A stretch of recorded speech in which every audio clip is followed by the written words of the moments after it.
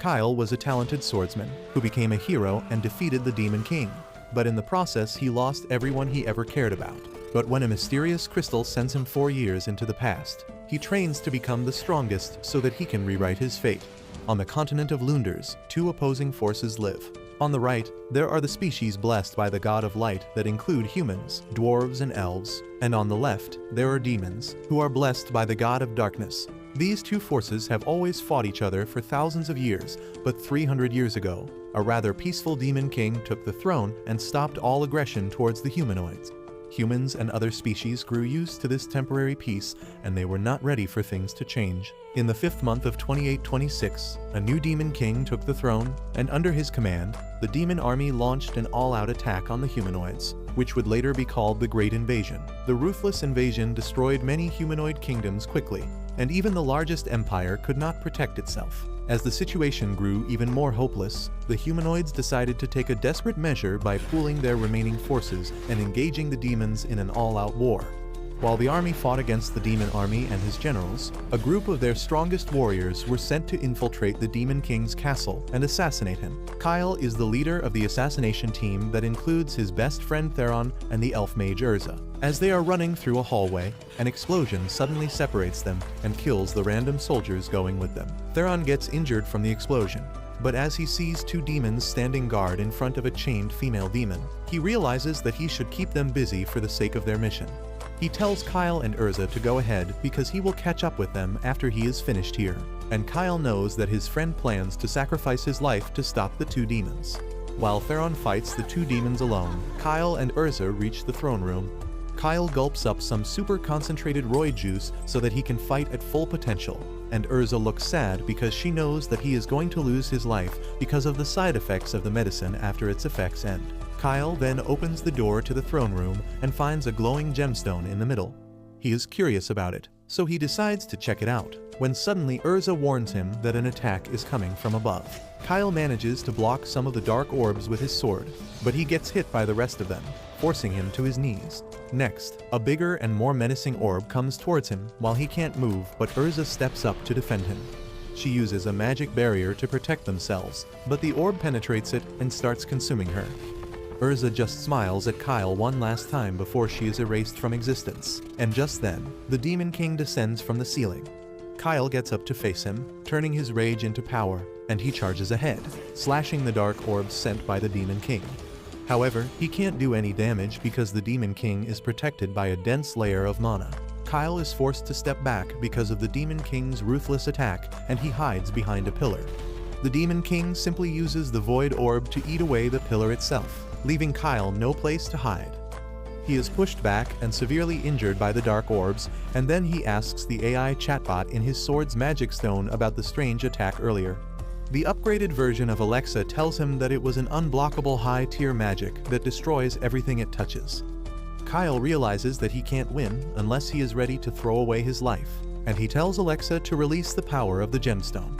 Alexa obeys his command, and the power of the gemstone covers Kyle in a bright aura that automatically repels all attacks from the Demon King. He dashes ahead at full speed, shattering the Demon King's blade and stabbing him through the chest. But the Demon King counterattacks and deals a fatal wound to him too. Kyle just keeps pushing forward till the magic stone and his sword shatter. But that was enough to destroy the Demon King, who explodes into a bunch of black feathers. Kyle thinks that it is finally over, and now he can die in peace. He thinks about how everything he ever wanted to protect is now gone, including his family, his friends, and even the girl he loved. He falls to the ground, but then a dark feather falls next to him and vanishes, and the very next moment, the magic gemstone starts glowing. Kyle gets up and realizes that if the crystal goes out of control, the results can be disastrous. He gets up and walks towards it, stumbling at each step. He grabs the magic crystal, and suddenly, a magic circle appears around him. When Kyle opens his eyes next, he finds that he is in his room and his town is still unharmed. He starts crying, thinking that this is a dream before he goes to the afterlife. But then his childhood friend Lise comes to his room to wake him up. She gets concerned when she sees Kyle crying, but he can't control his emotions on seeing her again. He hugs her tightly, and Lise, the dispo bitch, turns red from embarrassment. Kyle doesn't know that she is real, so his hands go a bit too far south, and then he loses his balance, ending on top of Lise while she is lying on the bed. That is too much for her to handle, so she throws Kyle back and then hits him with a rib-shattering punch that leaves him gasping for air. She screams at him to at least buy her dinner before getting to second base and then runs away from the room. Only then does Kyle notice that he can feel pain, which means this is not a dream. He then suddenly notices that the red crystal from the Demon King's castle is still with him, and he wonders what is happening. He finds that he looks young and has not suffered any injuries yet, which confuses him further, but then he begins suspecting that he might have returned to the past. He immediately shoots down the idea because time travel is impossible or someone would have shown up at Stephen Hawking's party. Suddenly, he gets distracted from his thoughts because of his hunger, and he finds a lavish meal laid out for him. He knows that Lise cooked it because neither he nor his mom can cook, and he is glad to have her. Since he is eating delicious homemade food for the first time in years, he kinda overeats and finishes the whole thing, and when his best friend Theron arrives there, he freaks out. He asks Kyle if he is preparing to beat Luffy in an eating competition. He is disappointed because he wanted to eat the delicious-looking food too, and Kyle abruptly asks him about the date today. When he learns that it is the 5th month of the year 2823, Kyle freaks out because that means he has really returned to the past. Theron then reminds him that today is his birthday, and he will forgive him for eating all the food as his birthday gift for him. Theron decides to beg Lise to make him something to eat, and Kyle decides to get some answers from the most knowledgeable person he knows. He enters a storeroom next to his house and enters the basement, which has been turned into a library by his mother. As soon as Kyle sees her, he is reminded of the trauma he faced when he saw her dead body in the past, but snaps out of it when she speaks to him. Kyle tells his mom that he has a question related to magic, and since she is one of the handful of archmages in the entire country, almost no one knows more about magic than her. His mom gets happy on hearing this, and then Kyle gets to the point, asking if there are any spells to turn back time. She tells him that there are spells that can manipulate time, but they are practically impossible to use because of the enormous amount of mana they require. She says that even the greatest magician in history could not turn back time by 1 second, and Kyle asks if it would be possible if someone used a magic tool to store mana. His mom tells him that it is a nice idea, but gathering that amount of mana will take at least 1,000 years. Kyle asks what if someone uses the forbidden right to turn people's life force into magic power, and his mom thinks about it deeply, saying that it will be inefficient too. She believes that at least half of the continent's population needs to be sacrificed to generate that much mana, and on top of that, there is no magic tool that can store such a huge amount of mana. However, there is one exception.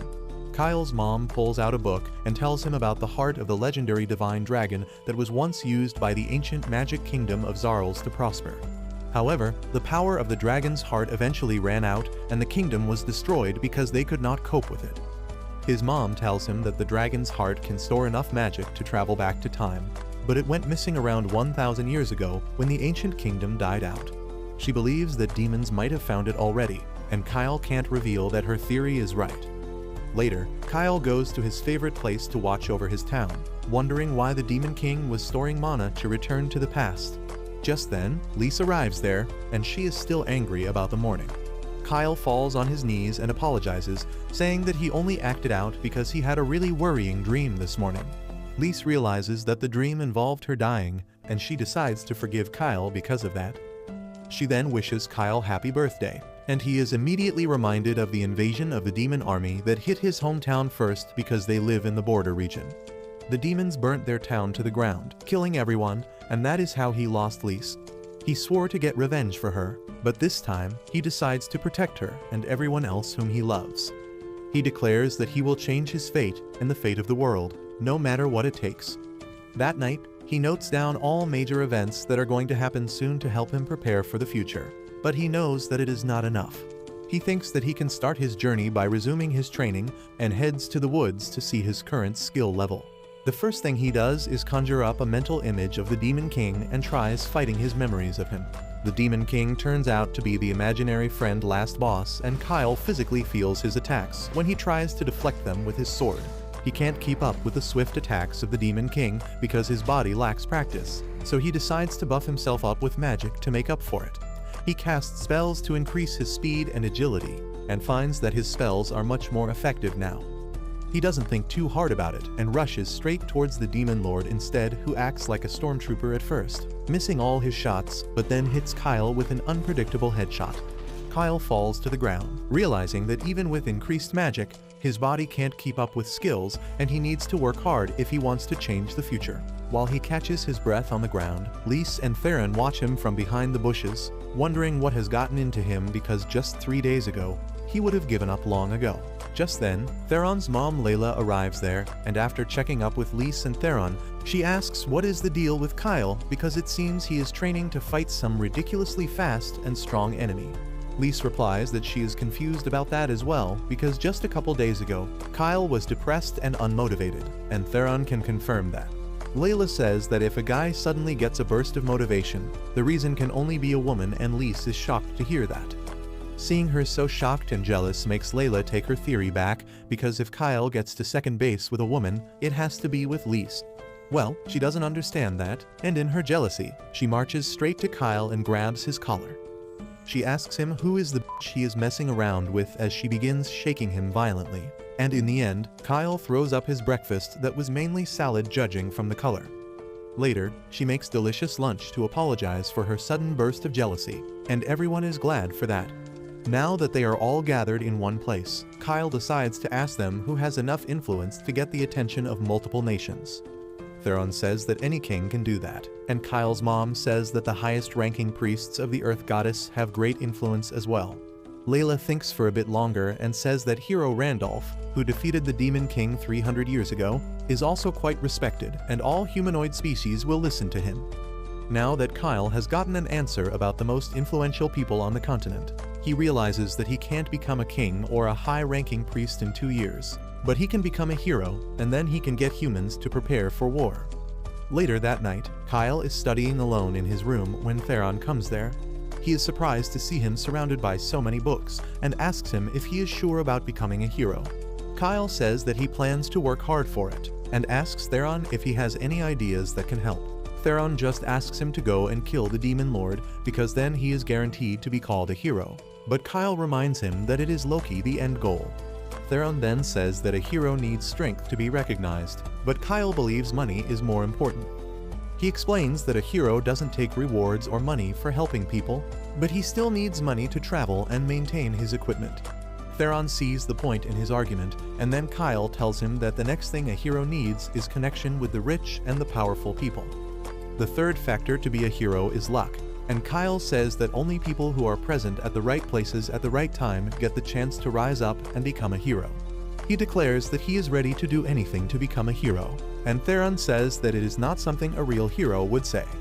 He feels that Kyle doesn't really want to become the hero, and instead, becoming the hero is just a stepping stone to some other goal.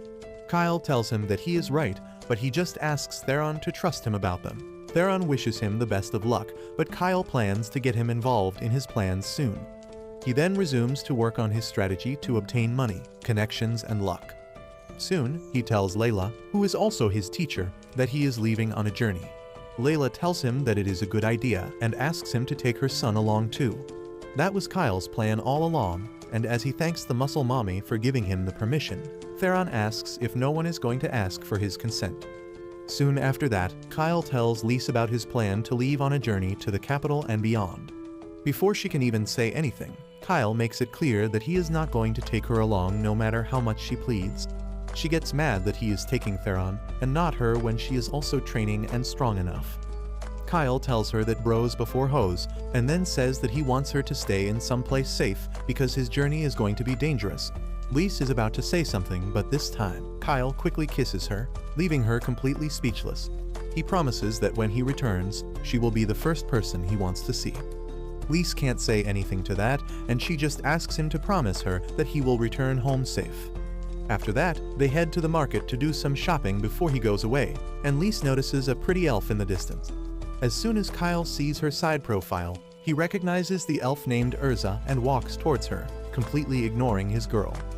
He reaches Urza and remembers how she was his main girl after he lost Lys in the past life. He remembers a scene from their private moments when she told him to call her using her real name when they are in private, but Kyle accidentally calls her by her real name Excess in public. The elf girl, who normally goes by the name Urza, gets taken aback on hearing this because she is meeting Kyle for the first time. She is ready to draw out her weapon and Kyle panics on realizing what he just did. He grabs her hand to stop her and then uses a spell to put her to sleep because he knows her real name. She falls asleep in his arms, and as Kyle wonders how to explain things to her when she wakes up, he realizes that he has got bigger problems at hand. Lise is standing behind him, fuming with rage because she caught this moron cheating hours after they had their first kiss. He tries to explain things to her, but she is not ready to listen to anything and declares that she will come with him on the journey to make sure he doesn't hoe out while she is waiting for him. Anyway, Urza returns to her senses soon in Kyle's house, and she is almost ready to kill him. She asks how the hell does he know her real name because only she and her parents know it. Kyle can't tell her that she will tell the name to him herself 4 years from now when they fall in love, so he just promises to explain everything to her later. Urza is not satisfied with that, so Kyle suggests they can sign an application of contract that prevents him from using her true name for evil. Urza is shocked because normal humans don't know about that contract as well, and she asks Kyle if he is serious because if he breaks the contract, he will die. He tells her that he is serious and ready to form a contract right away, but she tells him that she can only form the contract on the night of the full moon, which is a few days away. She says that she will stay in this town till then, but Kyle stuns her by saying that he is leaving on a journey the next day. Urza has no choice but to go with him, so Lise also tags along to stop an elf from stealing her man. The next morning, as Kyle and his party are ready to leave, his mom gets emotional, and his dad is also there, but Kyle almost doesn't recognize his face because he is never around. With that, the four of them leave on their journey, and Kyle basically wears Urza down into accepting to join his party. He says that they will head for the capital later, because first, he wants to head to the Sungard Mountains, which contain the legendary Magic Queen's dungeon. Theron says that it is just a legend, but Kyle pulls out a map of the dungeon, saying that the dungeon is real, and the map even points out the location of the treasure room. Both Theron and Lise start pitying him, thinking that someone scammed Kyle by selling him a fake map, and he gets why they are reacting like this. However, when Urza looks at the map and says that it is made from the bark of the world tree using a technology that went extinct 2,000 years ago, which means that this map is the real deal. Theron and Lise believe her immediately, annoying Kyle, but then they remark that the treasure room is too far and it will take a lot of time to reach it. Kyle tells them not to worry because he has got a plan, and his plan is just digging a tunnel to reach the treasure room faster. While Kyle and Theron do the digging, Urza becomes the taskmaster, ordering them to do things properly. As they take a break at night, Lise has already prepared dinner for them using the bear she killed using her bare hands. After a few days of digging, they are almost about to reach the treasure room, but on seeing Kyle alone, Urza decides to have a serious chat with him.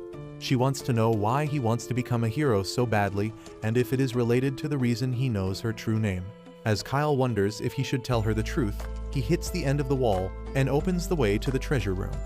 This interrupts their conversation, and he tells Urza to call Theron and Lise immediately. They head into the treasure room together, and the pile of gold immediately turns Theron mad. As he jumps into the treasure and starts screaming like a madman, Kyle warns the girls to not turn out like him. Immediately after that, he decides to let everyone get busy with gold and runs off to a secret room where the real treasure lies, which is the sword he used in his past life.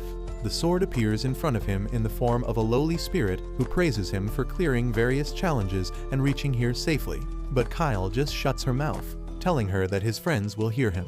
The lowly lashes out at him, telling him that he needs to buy her dinner before getting freaky. She asks if he even knows who she is, and he shuts her mouth again, saying he knows that she is a weapon created by the Magic Queen Sildonia, who ruled the Magic Kingdom of Zarls during its peak. He also knows that the sword contains a part of the Queen's knowledge and consciousness, and the sword spirit asks him how he can know all that. Kyle tells her that he will tell her everything soon, but right now, he needs to hurry and take on the final challenge. The lowly decides to play along and returns to the gemstone on the sword's hilt. Next, Kyle picks up the sword and suddenly, the lowly uses her abilities to gaze into his mind. She reads the memories of his past life, and immediately appears in her human form again, asking if that was all real. Kyle confirms that it was all real, and he has the heart of the divine dragon with him right now. The lowly Sildonia can't believe that time travel magic actually exists, but just then, Kyle's friends arrive there looking for him. He tells Sildonia to act along with him because he doesn't want his friends to know about the past yet, and she reluctantly agrees. Just as Lise and others arrive there, Kyle begins shouting about how he got a legendary intelligent sword named Sildonia, and soon, the lowly becomes part of the group as well. As she eats cookies baked by Lise, Sil answers the questions of Kyle's friends. She tells them that she is a part of the magic queen Sildonia, who left her inside the sword to judge people who came to claim her treasure. She then tells Kyle that if he had not been worthy of taking her treasure, she would have activated the final trap, destroying the dungeon and everyone inside it. However, she gives him the permission to use the sword for now. She also tells him to take the magic bag that connects to the treasure room so he can withdraw any amount he needs. After that, they head to the capital city, and Kyle says that now that they have money, they should buy some good quality gear for themselves, and immediately heads to the most famous weapon shop in the city. The receptionist coldly greets him and asks if he has any referral from their established customers, and Kyle suddenly remembers that this shop is a bit exclusive and new customers have to deposit money before going on. The receptionist tells him that the fee is 10,000 coins per person, and Kyle simply gives him 5 Zarl's coins to cover the fees for all his friends. The receptionist quickly leads the group inside, where the shop owner Fezba greets them. Sil immediately recognizes some weapons made by a famous smith during her rule, and starts yapping about how she knew the weaponsmith personally and he wasn't even that good. Kyle shuts her mouth, telling Fezba that the girl is really imaginative, and then they distract Sil with some snacks. Kyle goes to see the best armor that the shop has. Fezba tells him about the armor made from dragon leather and phoenix feathers, explaining how it is really expensive because of those raw materials, but Kyle decides to buy it without haggling. He tells his friends to buy whatever they need for the journey ahead, and soon Lise buys a set of gauntlets, while Urza buys an amulet with a spirit stone. Theron buys an armor as well, and then begins hitting at the receptionist, who runs away, thinking that he is a creep. After that, Kyle asks Fezba for some magic stones, and he shows him one that has explosion magic stored inside it. Kyle decides to take it and then asks for a magic stone that will be more effective against reptile-like monsters. The shopkeeper brings out a blizzard magic stone, and Kyle says that he will take every piece of it he has in stock, along with every bottle of healing potion. Fezba's panic keeps increasing as Kyle keeps adding things to his cart, and seeing the full payment in front of him blows his mind away. Anyway, after the shopping spree, Theron is worried that nasty rumors about them might start, but Kyle tells him that they are going to leave the capital tomorrow, so the rumors don't matter. Theron panics on hearing that, and he immediately decides to hit the bars to pick some girls, while Lise and Urza decide to explore the city together. Sil also wants to eat all the snacks she can, but Kyle stops her to discuss something important in private. Once they reach a hotel room, Kyle asks her if the future can really be changed, and Sil gives him the theory about how he came to a different universe when he traveled to the past. She says that the future won't be exactly identical, but the big events will remain the same, like the Great Demonic Invasion 3 years from now. However, the future can be changed if they make an effort, and that is enough for Kyle. Suddenly, he realizes that since he came to this world with the Divine Dragon's heart, this universe's version of the same should still be with the Demon King. Sil hears his worries and says that she has a theory about that. She says that the most taboo forbidden spell fuses souls to increase magic power, and they tried researching it during her time, but they failed badly. She then asks Kyle to think about what happened to the soul of the Kyle of this world, because he obviously came from another world. He suddenly realizes that his soul fused with the soul of the Kyle of this world, and Sil tells him that he obtained the soul fusion that her empire's most genius researchers could not achieve. Kyle remembers that his magic power had greatly increased earlier, and now everything makes sense to him. He asks Sil if there are any side effects of the soul fusion, and she tells him that it has never been done before, so no one knows about it. Later at night, Lise and Urza share a room, and Lise goes to bed first while the elf baddie bathes in moonlight and sips wine. She begins thinking about how this short trip went better than she expected, and her thoughts ultimately get stuck on Kyle. She catches herself smiling thinking about him, but then suddenly, she realizes that they had to do a special ceremony tonight because it is the night of the full moon. Meanwhile, Kyle is out in the woods, catching his breath after an intense training session. He begins talking with Syl about how awesome the sword is, and how other mithril swords he used doesn't stand a chance against it. Syl tells him that this sword is not made of mithril, but before she can elaborate, Urza comes there running. Kyle asks her why is she in such a hurry, and she reminds him that they have to do the application of contract on the full moon night so that she can protect her real name. Kyle also realizes that he forgot about it, and he says that they should do it another time because he is really tired right now. Urza, however, tells him that they can't delay the ritual by another month because her true name is at stake here. He reluctantly agrees, and then Urza begins drawing a complex magic circle on the ground.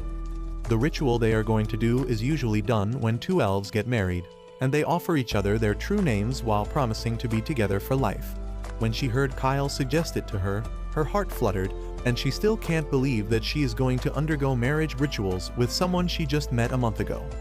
Anyway, once she is done with the magic circle, she wakes Kyle up and tells him to get his inside the circle. Next, she activates the magic circle for the application of the contract, and Kyle remembers the last time they did it. Urza asks him if he swears to not share her real name or use it for evil, and Kyle affirms. She says that the contract is completed with this, but Kyle remembers that they kissed the last time, so he suddenly kisses her. Urza enjoys the moment for a full second before getting flustered.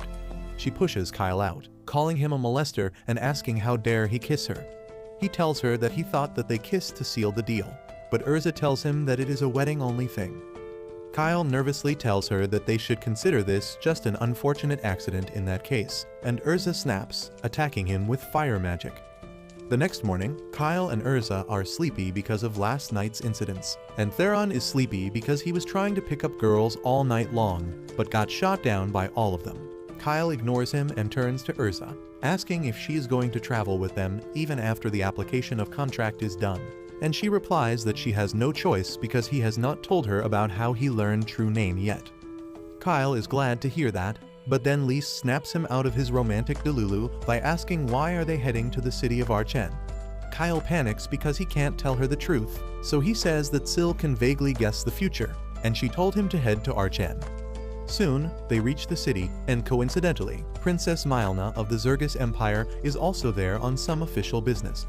The people gather to see a glimpse of her, and Kyle and his friends also join the crowd. While Mylna wins everyone's hearts with her kindness and grace, Kyle's attention is fixed on her bodyguard Zentos, who was one of his close friends in the past life. Zentos also notices him staring at him, but he doesn't take any action on the spot. Meanwhile, Syl asks Kyle if this is the princess he talked about earlier, and he affirms, saying that Princess Mylna is going to die 2 days from now. Later, they head to their room where Kyle tells Syl that Mylna is here to pay her condolences to the villages attacked by the Hydra monster. But 2 days later, as she heads to a nearby village, her group will be attacked by the Hydra, killing her. While everyone will think that it was the misfortune of the kind princess, Kyle thinks that it is the result of Mylna's stupidity because she should not have gone to the place where a monster was attacking people. Syl says that it might be an assassination attempt too, and Kyle remembers that there were rumors that Mylna's half-brother, Prince Cairnus, was behind the assassination attempt, but they were never proven. However, he is suspicious of the prince because he is in the city right now. But he doesn't show his face to anyone because he is a loser who doesn't leave his room just like you all. Well, Kyle doesn't care about the reasons, because the only thing he wants is to save the princess and be recognized as a hero right from the start of his career. Kyle says that if he wants to be recognized as a hero, he needs to make it really natural and organic when he rushes to help her. Just then, Theron comes to the room, saying that he couldn't find out anything about Princess Mylna's schedule. Kyle asks him why was he looking into that in the first place, and the Dispo hopeless romantic replies that he wants to save the princess from danger and start sparks of romance between them. Kyle feels disappointed at himself because he had the same idea as his dimwit friend. Theron tells him to get in line because he called dibs on Mylna first, but Kyle assures him that he already has more bitches than he can handle. He reveals that Mylna is actually in danger and once again uses Syl's prophecy ability as his source. Theron completely believes him and declares that he will just keep following the princess around. He is quite confident in his abilities to stalk women, and Kyle hopes that this idiot doesn't mess up his plans. The next day, as Mylna's convoy leaves the town, Kyle and his friends eagerly watch her from the bushes. The girls wonder how they can follow the princess's convoy without being noticed to save her from the danger she is supposed to be in, and Syl tells them that she has got it covered. She immediately turns into a hawk, surprising everyone. She explains that she is just the gemstone in Kyle's sword, and her body is a projection made using magic, so she can easily alter her form. She then flies above Mylna's convoy, and Kyle and others can see whatever she is seeing through the gemstone on the sword. They all get distracted as they discuss how this ability can be used for every pervert's favorite activity. Syl tells them to pay attention to the footage because things have started getting dangerous in the convoy. The drivers have suddenly started attacking the guards, and Kyle realizes that he needs to join the fight now. By the time he reaches the convoy, the drivers have defeated all the guards and started a ritual to summon monsters. As soon as they see Kyle and his crew, they get ready to fight. But Kyle uses a skill to boost his speed and knocks them out before they can do anything. He then ties up the traitors so that they can be interrogated later. And in the meanwhile, Theron checks up on Mylna to find that she is alive but unconscious. Kyle asks him to stay with the princess and protect her when suddenly a hyena monster attacks him. He quickly slashes through it, but then a huge pack of hyenas surround the carriage. Kyle and the girls try their best to fend them off, but the hyenas attack the unconscious guards.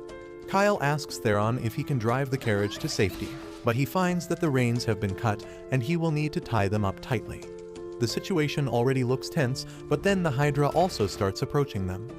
Kyle can predict that it will reach them soon based on its ground rumbling footsteps, and he tells his friends that their top priority is to keep the princess safe. He asks Theron and the girls to take Mylna away from the place while he stays behind to fight the Hydra. The girls don't like the idea, but Kyle assures them that he is not being reckless and he actually has a shot at beating the monster. Urza decides to trust him, and then Kyle runs off to face the Hydra. Syl asks him if he is sure he can defeat such a powerful monster alone, and Kyle says that it will depend on the number of heads because the more heads a Hydra has, the stronger it is. He is confident that he can down a Hydra with 3 heads, but when the monster comes in front of him, he forgets math and the only thing he can tell is that it has more than 3 heads. Kyle Loki craps his pants on seeing the 8-headed Hydra, but it is too late to run now, and he decides to see things through. He easily dodges the straightforward attacks from the Hydra heads, but when the monster starts breathing poison, he shields himself with his robe. The poison immediately kills the plants nearby, but thanks to the high-quality armor, Kyle stays completely safe. He then takes out the Blizzard Magic Stone from his bag and yeets it at the Hydra, who stops moving because of the freezing cold. Next, he uses the Explosion Magic Stone to deal massive damage to the monster, creating an opening on its scaly body. Kyle then charges ahead to take advantage of the shallow wound and blocks another round of poison breath using his robe. He cuts off one head of the Hydra quickly, but that is as useful as all the sorry messages I sent to my ex last night because the head immediately regenerates. He still keeps fighting using the same stupid strategy of cutting the Hydra heads that grow out again without a problem, and then realizes that he has no Blizzard Stones left. Despite his continuous attacks, the Hydra doesn't seem even a little bit weaker, and Kyle decides to use his endgame strategy. He rushes towards the Hydra with his super speed skill while hiding an explosion stone in his hand. The Hydra isn't fast enough to react to him, and Kyle easily pierces through its chest. He widens the wound hole and then stuffs a bunch of activated explosion stones inside the Hydra's body right before he gets hit away. He somehow gets up despite taking a lot of damage, and the Hydra begins walking aggressively towards him. However, the explosion stones detonate all at once, blowing off the Hydra from 3 different angles like some Indian TV show. As a result of the powerful explosion, the Hydra's body is scattered all over the place, and Syl tells Kyle that he should have done it sooner to save up on some of his magic stones. Kyle replies that it was a last-ditch effort and he can't use this risky technique in combat all the time, but he is glad that he managed to beat such a powerful monster. On the other hand, Urza and others have also defeated the monsters, and they decide to support Kyle immediately. However, he returns there just then, telling them that the Hydra was a tough opponent, but it was not strong enough to beat him. The girls are happy to hear that, but the very next moment they clench their noses and tell Kyle that he stinks of burnt Hydra meat and he should take a bath before getting close to them. Kyle is disheartened by this because he was hoping that his girls would praise him more, but anyway, he takes a bath. In the meantime, Theron is still working on making the carriage usable, and the princess and her servants are still unconscious. Kyle thinks that they were poisoned, so he asks the girls to give them an antidote. Just then, Theron gives him a pouch that he found nearby, and Kyle realizes that it was used to summon the monsters, which means that this was an assassination attempt made to look like a monster attack. As it turns out, Prince Cairns was really behind the assassination attempt, and Mylna's bodyguard Zentos is working with him too. They receive the news of their failed attempt, and Zentos decides to send another squad to finish the job. Back in the forest, it is already evening when Mylna slowly comes to her senses, and she can't believe that she is still alive. Urza asks her to remain calm, and Mylna says that she never thought she would wake up again. She asks Kyle and his friends if they saved him, and Theron immediately swoops in to take all the credit. One sucker punch from Lys quickly knocks him out though, and then Kyle formally introduces himself to Mylna, saying that they are a group of traveling adventurers who spotted her convoy under attack and rushed to help her. Just then, her servant wakes up, and she immediately gets it between Mylna and Kyle, trying to save her from a stranger. Mylna assures her that Kyle and his friends saved them, so they can trust them.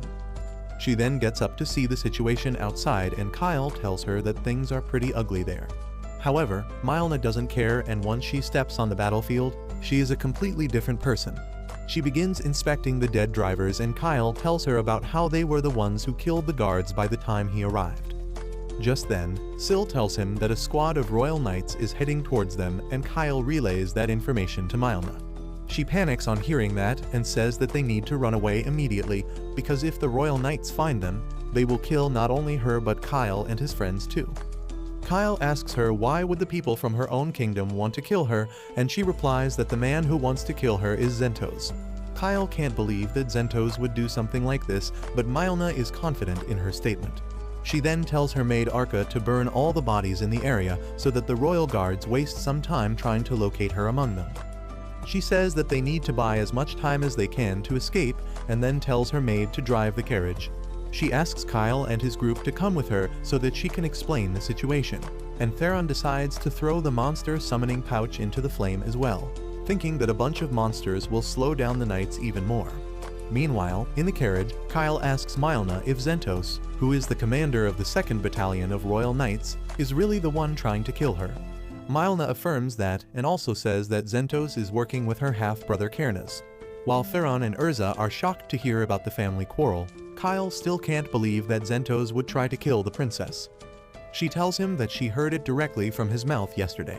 She explains that she was given sleeping medicine in her drink, and when she was slowly falling asleep, she clearly saw Zentos and Cairns talking about how she would not wake up till the next evening, but by then, she would be inside a monster's stomach.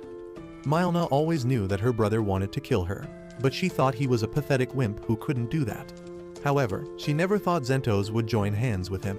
She says that usually, her choice of guard is the 5th Battalion that is made up entirely of women, but they are often summoned to the capital because of how grand and elegant they look during ceremonies.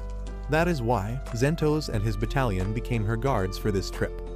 Kyle still finds it hard to believe that Zentos is now their enemy, and he tells Mylna that he must have already moved on to the next plan since the previous one failed. She agrees with him, and then Kyle remarks that if Zentos succeeds in killing her, he will blame his party for the murder, making them the villains of the story. He also realizes that Mylna shared all the details with them because that makes his party a threat to Zentos, so they can't leave her on her own now. Mylna is glad to see that he is smart enough to see through her plan, and says that they should do their best to survive together. She promises to reward them once they reach the capital safely, and Kyle replies that they don't need money or status, and just honor and fame will be enough to satisfy them. Mylna then moves on to the strategy, saying that they are at an advantage if they play the waiting game. The 5th Battalion is scheduled to arrive in the city of Archen the next day, and they will immediately come looking for her when they find that she is missing. They are equally strong as the 2nd Battalion led by Zentos, and if any commotion arises, it will harm Zentos more than them. Theron suggests that they hide in the nearby village till reinforcements arrive, but Kyle says that is a stupid idea. Zentos will probably burn the entire village down to kill them, and that will put more innocent people at risk without any chance of success. He suggests that they turn back and reach Archen, because it has thousands of people and their enemies can't kill all of them. Moreover, they will meet with the 5th Battalion faster this way, and together they can win against Zentos. Mylna says that they will run into the pursuers if they turn back now, and Kyle tells her that they will deal with them when they reach them. First, they stop to restock their supplies, and in the meantime, Kyle sends Syl on a recon mission. She finds that Zentos is not with the knights, and Kyle says that it makes things really easy for them.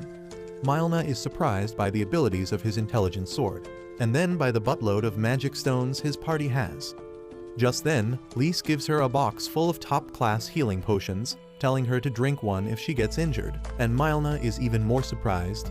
She asks who the hell are they exactly, and Kyle replies that they are a bunch of aspiring heroes. On the other hand, Cairnes is throwing a tantrum because Zentos failed his mission to kill Mylna. Zentos, however, calmly assures him that he has sent his men to finish the job that the monsters couldn't do. Cairnes tells him to go there and kill the princess personally, but Zentos reminds him that when the 5th Battalion comes to the city and finds Mylna missing, they will interrogate him, which he won't be able to handle. Cairnes backs down on hearing that, and Zentos assures him that he won't fail in his mission this time. Back in the forest, the knights see Mylna's carriage coming towards them, and the vice captain tells his men to shoot the horses and make them stop. They get in position and take aim, when suddenly, a few magic stones drop from the sky right in front of them. The knights don't even realize what is going on until the explosions start, and Syl keeps dropping the magic stones from the sky. The vice captain tells everyone to return to the formation, but then Kyle drives the carriage right towards him. He rolls to the side to escape while telling his soldiers to fire at them, and on the carriage, Urza and Theron help Kyle clear the path. They manage to get through the knights without any difficulty, and once they reach the safe zone, they chug some healing potions, thanking God that they are filthy rich. Suddenly, their carriage stops with a jerk, and they get outside to find that driving it through the enemy lines was not as safe as they thought, and they have busted a wheel. With no way to repair it, they decide to walk ahead on foot, and Lise leads the princess and her assistants. Meanwhile, Kyle tells Urza that someone needs to stay behind and stop the knights from catching up with them. Otherwise, they will be cornered at the city gates. Urza tells him that it is dangerous, but Kyle replies that only 30 knights are left after their previous attacks, and they can handle it. She gets angry at him for thinking about risking his life again, but Kyle tells her that he isn't going to do it this time. He tells Theron to stall the royal knights, and he doesn't even fully process that before agreeing. Soon, Kyle tells Urza to cast a wind spell on them so that they can move faster, and only once they start running away does Theron realize that they are leaving him. He asks where they are going, and Kyle tells him to do his best. He panics when it realizes that he has been left behind for real, and soon the knights arrive there. However, instead of fighting them, Theron waves the white flag and surrenders. He begs them to spare his life, saying that it was not even his fault and everything was planned by Kyle. He offers to give them the money he has and even reveal the location of the dungeon where they found it, but the vice captain doesn't seem interested in it. His soldiers quickly find that the carriage is empty, and he decides to keep chasing the princess. As for Theron, he orders his soldiers to dispose of him. On hearing this, Theron suddenly clings to him, saying that he is willing to do anything, even giving a Gluck Gluck 2000 to all the knights here to save his life. But the vice captain gets angry and decides to finish him off himself. On the other hand, Urza is worried about Theron, and she believes that the knights will kill him. Kyle says that he would have also preferred it if no one died, and Urza can't believe that he is saying it seriously. However, Lise suddenly realizes that they haven't told her Theron is actually the strongest one among them. Back with the knights, a man has died, as it sure as hell ain't Theron. Instead, he has killed the vice captain before he could even strike him. He then starts aura farming in the middle of the knights, saying that killing the biggest guy is the right way to start a battle. The knights stare in shock as Kyle removes his gloves before taking off his training rings and bracelet that increase his weight by 10 times. He feels a lot lighter now that his restraints are off, and as the knights attack him, he chops them down effortlessly. He then suddenly throws a magic stone towards the horses, causing an explosion that startles them. The horses run away, leaving the knights stranded, and Theron is pleased with that. He kills a few more knights before realizing that he has done enough. He suddenly drops his sword, telling them that his mission was to slow them down and not to kill them all. Now that their leader is dead and their horses have run away, they won't be able to catch the princess, so it is useless for them to keep fighting and risk their lives. He asks the knights to leave now because he doesn't want to kill anyone else, and they decide to take his offer because they know they can't win.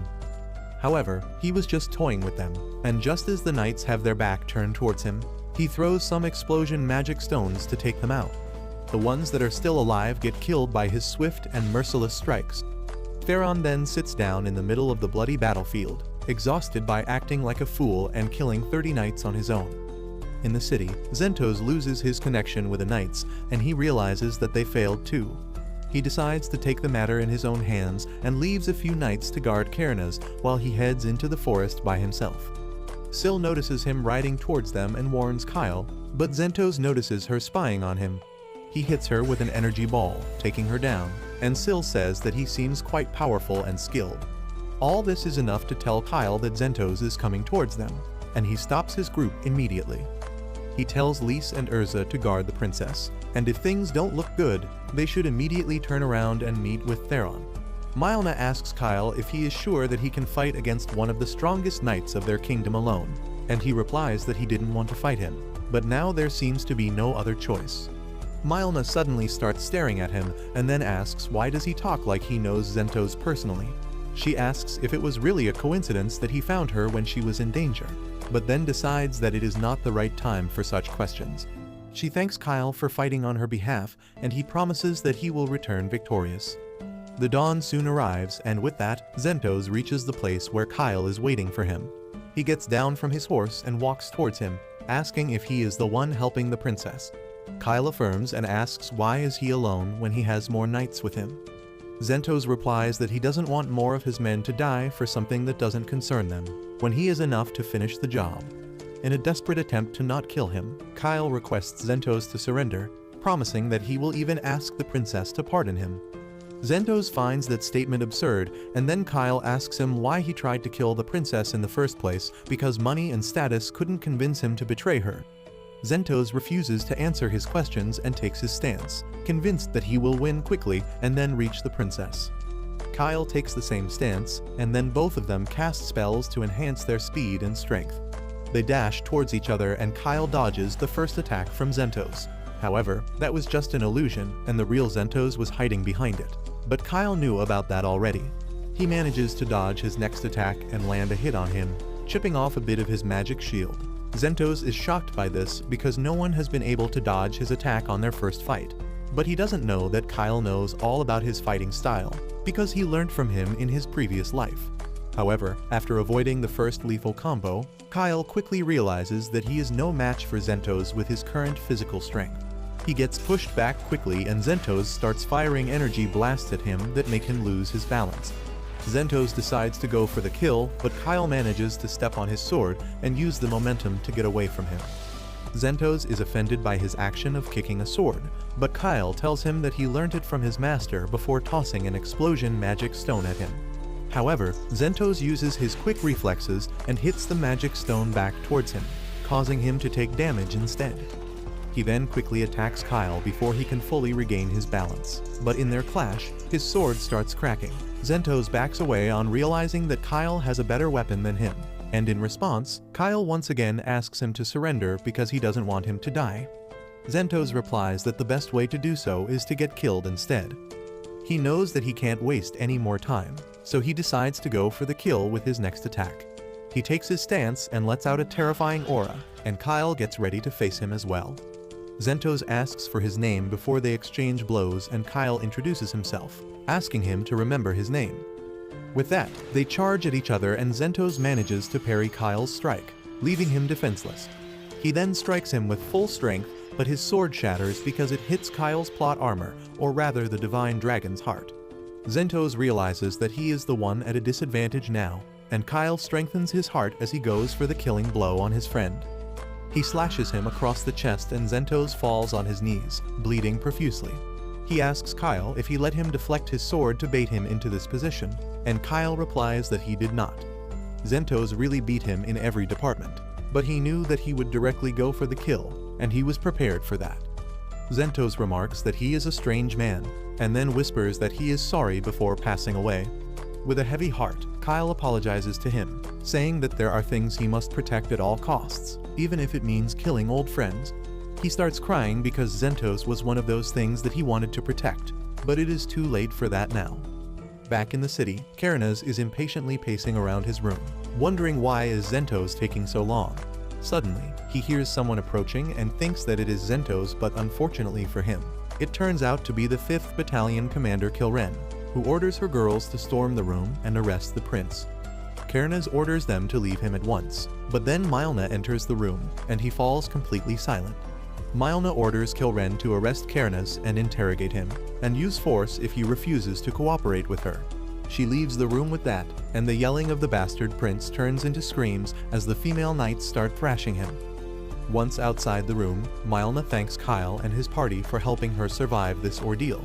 She takes them to the royal palace to properly thank and reward them, and Theron and Syl immediately lose all control on seeing girls and food there. Kyle apologizes for their behavior, but Mylna tells them that it is no big deal. Just then, the king comes there and she rushes to hold hands with him awkwardly instead of hugging him. She then introduces him to Kyle and his group, and only Kyle has enough manners to greet the king properly. However, the king tells him that there is no need for formality here. He thanks his party for saving his daughter and then begins wondering why would Zentos join a plot to kill Mylna. He tells Kyle and his friends not to disclose this secret to anyone, and Kyle promises that they won't do anything that harms their country. Soon after that, a fake official story is spread throughout the kingdom, stating that both Mylna and Cairnes were traveling to a tragedy-struck territory when they were attacked by dangerous monsters.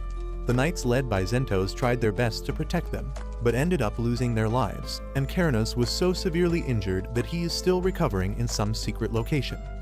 The part about Kyle rescuing Mylna is the only true information that is revealed, and soon, the day comes for him to receive his reward along with his party. Kyle is awarded a Medal of Honor for saving the princess, and the crowd quickly accepts him as a new hero. However, the danger to Mylna's life still persists because the mastermind behind the attack was neither Cairnes nor Zentos, but the king himself. This dip is jealous of his daughter because she is much more talented than him in every aspect, and when she becomes the queen, she will make the country great again, which he could never do. He fears that he won't be remembered in history because of her, and he doesn't want that to happen. As the king is wondering what can he do to kill Mylna, Kyle enters his room, disguised as an assassin. The king panics on seeing him, but Kyle quickly goes behind him and shuts his mouth before he can scream. He begins talking about how he refused his suggestion to help the dwarves as soon as the Great Invasion began, just to hold diplomatic supremacy. His stupid decision caused the dwarves to lose, and as a result, the demon army could easily enter the heart of the continent and conquer other nations. Kyle says that he couldn't really hold his stupidity against him, but earlier, when Zentos apologized to the king with his dying breath, he realized everything. Kyle suddenly pushes the king out onto his balcony with that, saying that it should have been obvious from the start that someone as loyal as Zentos would only attack Mylna if he was directly ordered by the king. The king is sweating buckets at this point, but he still yells at Kyle, asking him what difference does it make to him. Kyle starts pushing him towards the wall, saying that Mylna might be a shrewd schemer too, but at least she is smarter than the rest of the royal family put together. The king starts struggling to get away and manages to remove Kyle's disguise, but it is too late for that because he gets pushed to his death with that. The guards panic on finding his dead body and think that he slipped from the balcony because he was too drunk. However, to protect his image, the official story states that he died from a heart attack. The news quickly reaches Kyle's party too, and Theron is low-key glad that the king survived just long enough to reward them. Otherwise, they would have to wait a lot to get their medal. He is also glad that Mylna is going to take the throne soon, but the thing that concerns the entire party is that she has summoned Kyle for a private meeting before her crowning. In the meeting, Mylna tells Kyle that she is engaged to Prince Mazer of the Gargan Empire, and he is shocked at this news. Mylna explains that their Zergus Empire once made a deal with the Gargan Empire, and in exchange for the territory of Karen, she was promised to the prince. Now, she plans to formally turn down the engagement because the men who decided it were fools and didn't even bother to sign a contract. Moreover, the territory of Karen is not officially connected to the engagement, so it will remain a part of the Zergus Empire nonetheless. However, Mylna wants Kyle to visit the governor of Karen and get his approval for calling off the engagement before she can do anything from her side. This job feels like a burden to Kyle, and at night, he can't stop thinking about it. Syl appears next to him, asking what is he so worried about, and he tells her that he is worried about the reaction of the Gargan Empire. She replies that he should be more concerned about Karen, because it seems they are facing some trouble of their own. She points out that the governor of Karen didn't show up for the king's funeral, which means there is something keeping him really busy. Sil thinks that this is another one of Mylna's shrewd tactics, and she is hoping Kyle will resolve the problem without telling him to do it. He feels a lot better on hearing this because this will help him improve his reputation as a hero, and also because he wants to stay as far away from Mylna as possible. However, he has to meet her once before leaving on the mission, and Mylna asks him to join the Royal Guards and become her personal knight because she wants him close to her 24/7. Kyle is taken aback by her aggressive flirting and tells her that he has other things to do, but if she ever needs him, he will come running.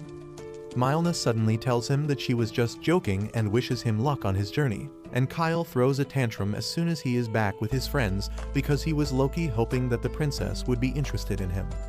Anyway, he leads his team back to the elite weapon shop run by the old man Fezba, who is pleased to do business with Kyle again. He congratulates him on his medal and wishes him more achievements in the future, when Theron interrupts him and asks if his sword is repaired yet. Fezba immediately presents him the sword, saying that he got his best craftsman to work on it, but Theron asks if he has something better. The shopkeeper apologizes because he doesn't have anything like that, but he promises to use his connections and find a better sword for him.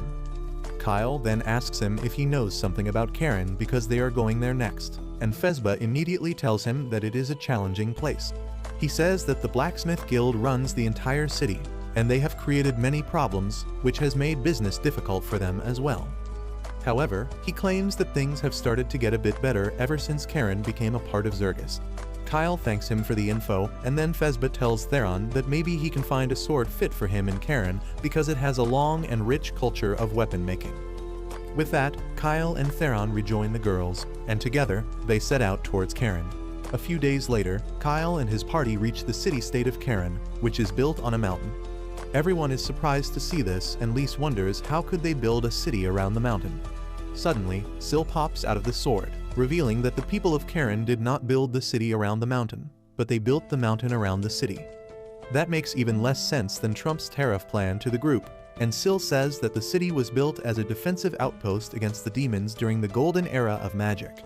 They later found huge ore veins under the city and used magic to bring them to the surface, creating a mountain in the process. While everyone is marveling at ancient magic, a group of Wyvern Knights belonging to the Gargan Empire fly above them. They head straight towards the city of Karen, and Theron hopes that the Wyvern Knights have nothing to do with the issue they are here for. They enter the city and immediately go to the embassy to talk. The gatekeeper checks their documents and contacts the ambassador, and in the meantime, Urza covers her ears because there are a lot of dwarves in the city, and they hate elves. Soon, the ambassador Miranda arrives there to welcome them, and Kyle freezes because he had seen her in his past life too. To end the awkward silence between them, Lys pushes Kyle ahead, and the smooth criminal uses that as a chance to grab Miranda's hand and introduce himself. She politely tells him to follow her inside, but Kyle still can't believe that Miranda was working as the ambassador of the Zergus Empire before meeting him.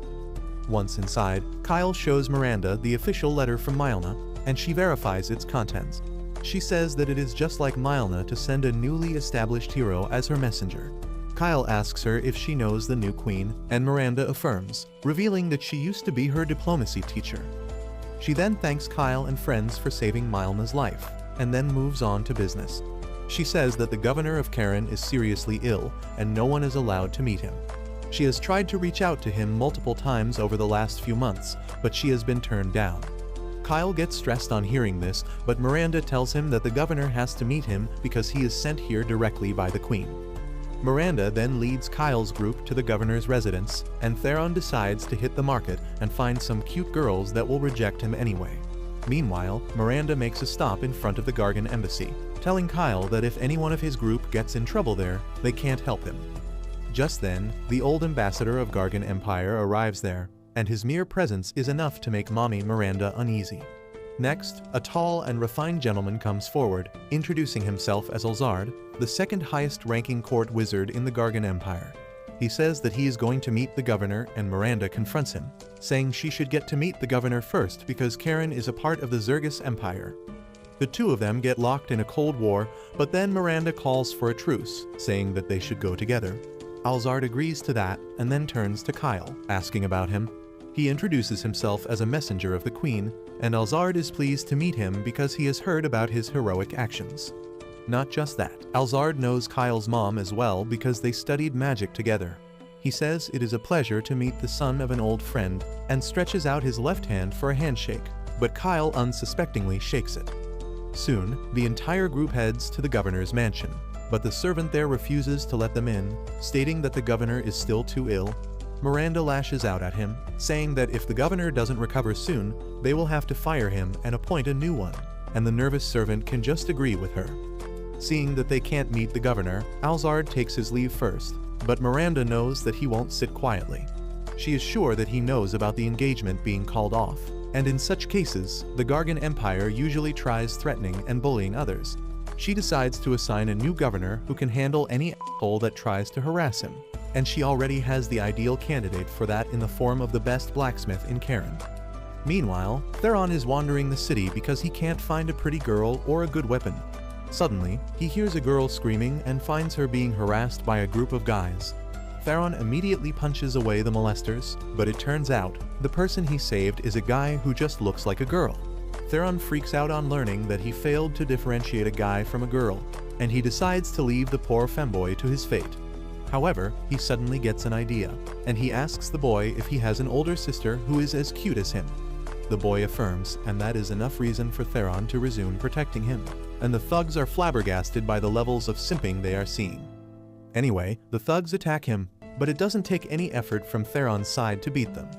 The guy thanks him and then introduces himself as Go, an artificer who creates magic items. Theron asks him why these men were attacking him, and Go replies that they were debt collectors. At first, Theron thinks that Go is suffering from some family problem that forces him into debt, but then he learns that he got a rich man to invest in his project without telling him that it will take 10 years to finish, and that is why he sent the goons to attack him. Theron Loki agrees with the debt collectors now, but he doesn't really care if he can meet Go's sister and score with him. At this point, Go reveals that his sister is already married, and he hid this fact on purpose because he knew that the Simp Lord won't save him otherwise. Theron is completely devastated now, and he hits Go when he tries to act cute after all this. On the other side, Miranda goes to the residence of the dwarf blacksmith Gazis to convince him to become the new governor, but he is not interested in politics and similar bullshit. Miranda fails to even budge him from his stance, and Kyle realizes why she wants him to become the governor in the first place. Just then, Theron arrives there with Go, who turns out to be the son of Gazis. Go sees that Miranda is trying to convince Gazis for something, and he knows that since they are both stubborn, it will take a lot of time. So he invites everyone to have tea in the meantime. While Go prepares tea, Kyle and his friends look around. Kyle remarks that Go looks more human than dwarf considering that he is the son of a dwarf, but Go replies that he is fully human. He explains that his mother had him and his sister before marrying Gazis, and she died a couple years ago. Her sister also got married recently, so it is just him and Go who live here now. He suddenly notices Theron holding a bottle of super glue and tells him to keep it back before bringing tea for everyone. As Kyle tries to clean the table, he sees a blueprint that leaves him shocked, and Go tells him that it is an ancient magic weapon that he is trying to restore. Kyle clearly remembers the giant Hulkbuster golem that he fought alongside in his previous life, and now he realizes that it was Go who created it. He is truly impressed by that because the golems that Go created achieved a lot more than all human soldiers combined in the war against the demons.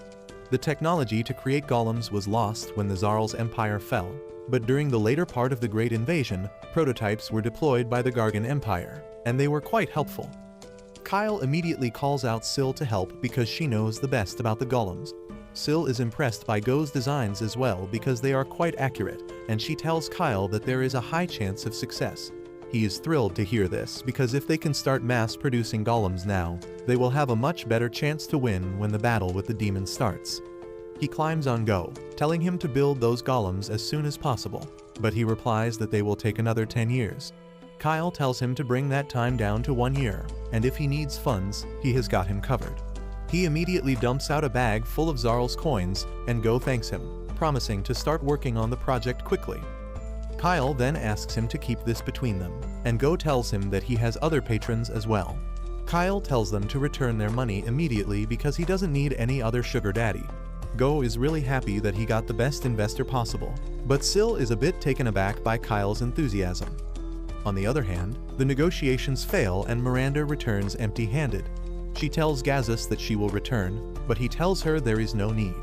Miranda just pouts and leaves, and after that Kyle decides to approach the master blacksmith.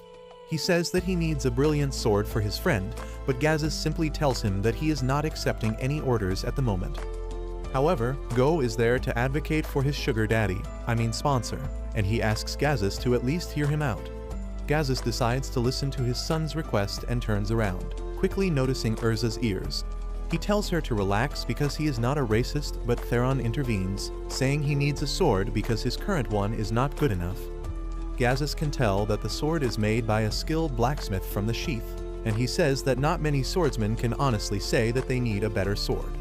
However, Go advocates for him too, and then Theron says that he would like a sword like Kyle's if it is possible at all. Kyle unveils his sword at this, and Gazus is dumbfounded on seeing a legendary weapon in front of his eyes. He has seen other great weapons, but only one of them was even close to this. He says that he can't make anything like this and asks them to come back later, because he is no longer in a mood to talk. As Kyle's group leaves his house, they begin talking about the other legendary weapon that Gazus mentioned, and Syl starts sulking, saying that no weapon can compare to her. Later, Kyle talks to Syl, saying that they couldn't get an answer from Gazus, but at least the golem was a good find. He thinks that in the previous timeline, Go failed to make them and had to sell the blueprints to cover his debt, which is how they ended up in the Gargan Empire's hands. He feels that they should collab with the Empire because of their advanced technology. But at this point, when relations between them and Zergus are not that great, it could start a war. The next morning, he gets a surprise visit from Alzard, who wants to talk to his friend's son. He invites him and his friends for lunch and then a ride on top of the wyverns, and Kyle is shocked because the skills to ride wyverns are a state secret. Alzard tells him that it was Kyle's genius mom who came up with those techniques, so he can see them.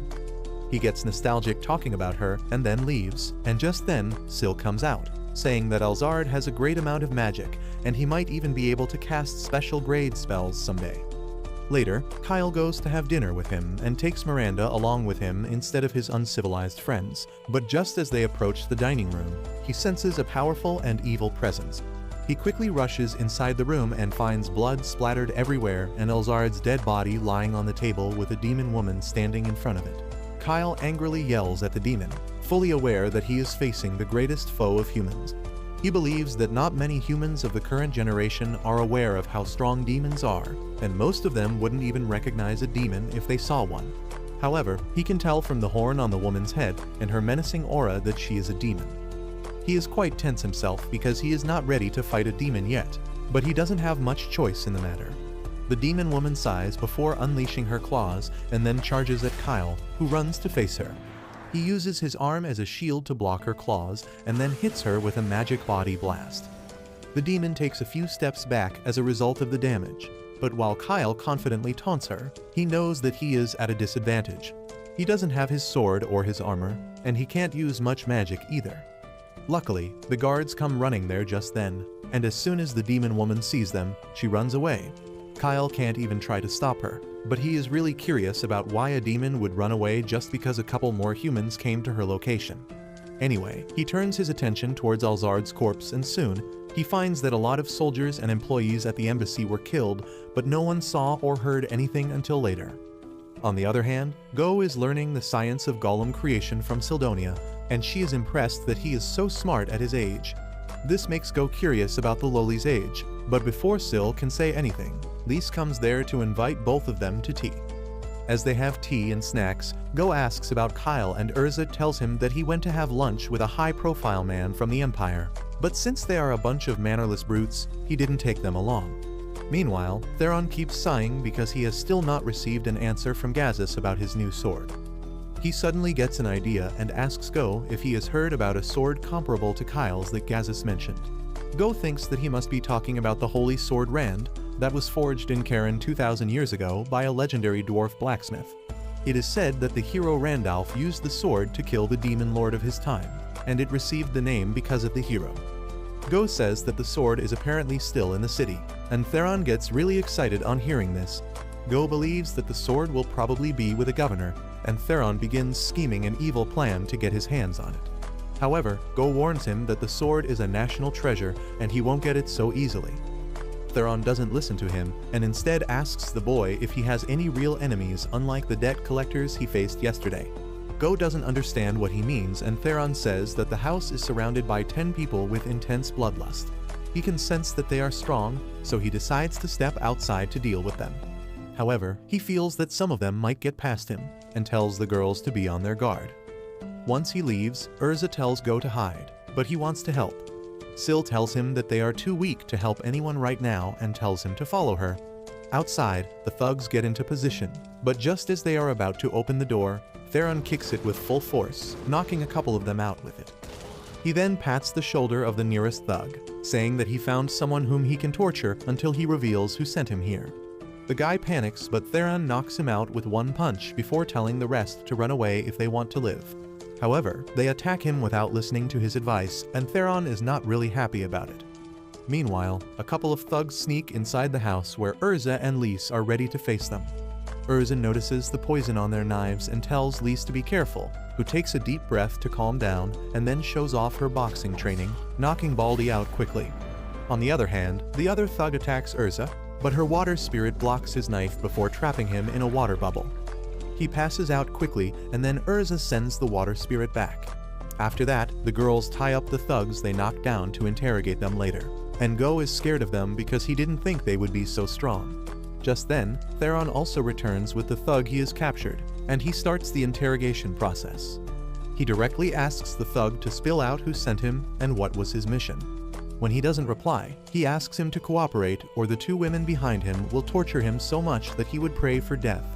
Both Urza and Lys are nervous on hearing this, and Theron tells the thug that they are certified torture specialists.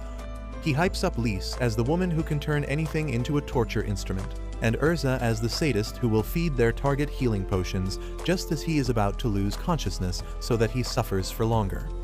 Theron then tells the thug that he will beg for death, but the girls won't even allow him to die.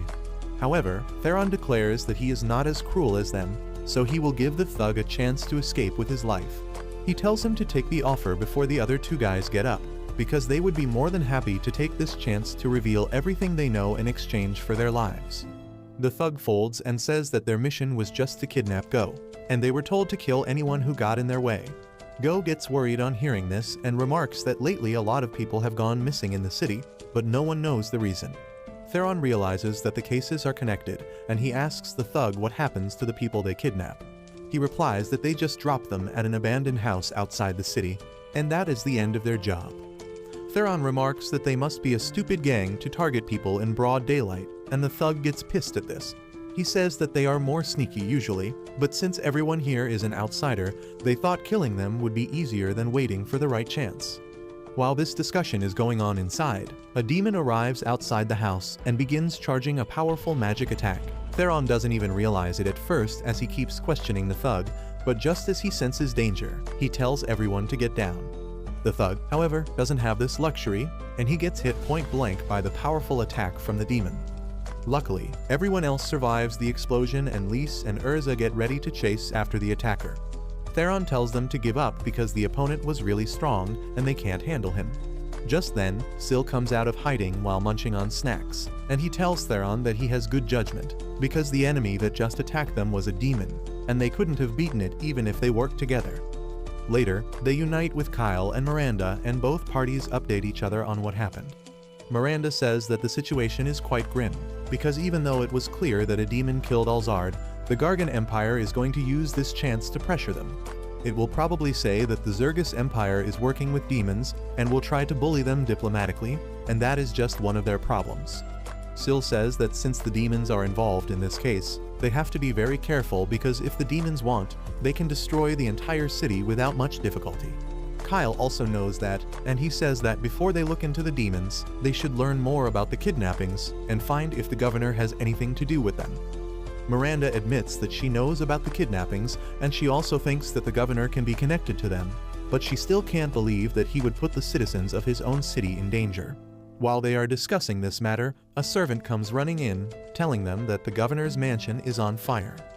By the time Kyle and others reach there, the mansion has been completely burnt to the ground. and now everyone is certain that someone shady is behind it because they wanted to cover their tracks. Miranda tells them that they couldn't find the body of the governor, and that is even more confusing because he was too sick to move. Lise asks if the demons did this too, but Kyle thinks that it is not the demons who are behind it. Miranda also believes that they are too strong and proud to use arson as their weapon, and that only leaves the governor as the suspect behind this fire. She says that they need to find him quickly, and Kyle remembers how her strategic thinking and expertise at handling logistics made her a key figure in the war against the demons. Just then, Go arrives there, worried about Gazis because he was summoned by the governor a few hours before the fire started.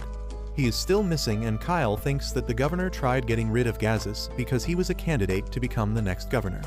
Miranda, on the other hand, freaks out and falls to the ground, blaming herself for this situation because she nominated Gazis to be the next governor.